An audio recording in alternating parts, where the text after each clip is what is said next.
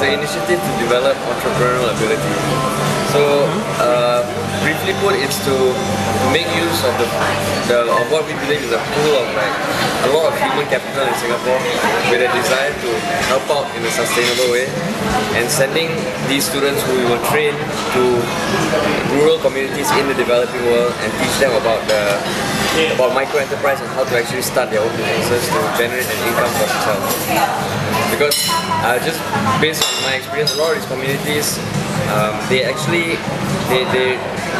could do with just because a small business with very small amount of income could bring them a lot of benefit, but there's a gap between people who actually can start a business and people who appreciate the concept of business. So just plugging the gap between the market that is currently satisfied by microfinance. So because microfinance, you go there with an idea, you get the money, you start it, but there are a lot of people who don't even have an idea yet and aren't even aware of the power of enterprise. Right, and the most interesting part here being, I guess it's like using the knowledge in the developed world and the human capital in the developed world to address an issue in the developing world. So the people in the developing world, they benefit because they get the knowledge, and the people in the developed world, they benefit because it's an experiential learning process for them. That's cool, that's cool. So far, what has your biggest challenge been? Our biggest challenge is getting started actually. Because if you look at it, it's a really big idea with big objectives at the end, but you've got to start somewhere. And the whole mechanism of actually sending people from the developed world over to the developing world is going to take a lot of process, and the key part now is actually coming out with the curriculum. And that's what we're working on. And just like to elaborate a bit more on what John says, so this whole idea that developed world and developing world is so big, so now we're actually starting to focus on a smaller segment, and then once we establish credibility there, establish some standard operating procedures, then we can slowly expand and then ultimately reach our end goal of transferring the knowledge from the developed to the developing world. Thank you, Haresh. So, can you tell us a bit about how joining RYSEC, the Rookie Youth Social Enterprise Challenge, actually helped you?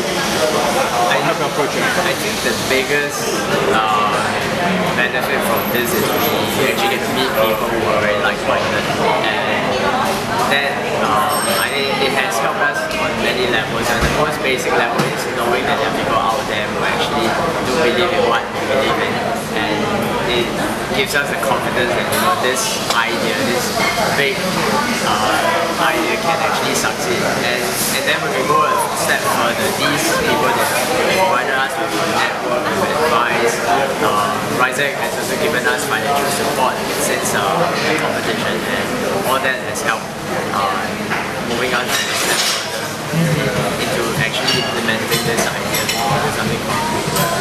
And also I think another benefit is just giving us more confidence with our own idea, because when we started talking it was kind of like a big level thing, like we want to do this, then as part of the competition we had to formalize our thoughts, put it down on paper, and then we got a lot of feedback, and from people like Jack Sim and Ashoka Fellow, to hear from him that he thinks it's a powerful idea. I was just like, awesome. And I just meeting people who have helped us so much in just getting started. That's a big benefit. Okay. And I mean, since you've come quite a long way, do you have some advice that you can give to young, aspiring social entrepreneurs? I don't think we've come a long way. But you have started, right? Since it was an idea and you formalized it, you teach it to people, you must have learned a lot of lessons along the way. Fundamentally, I believe that whatever you want to start off with, you must have passion in it, and you will find that throughout the process you have to end up convincing a lot of people along the way, and it's this process of convincing people while convincing yourself that you find your own idea and you get people to buy into it. I think for young social entrepreneurs, there's an important process you go through. At the end of the day, you cannot even convince yourself that you're not going to do it. And I think, so this one I'm going to talk to you eye to eye. It's very important.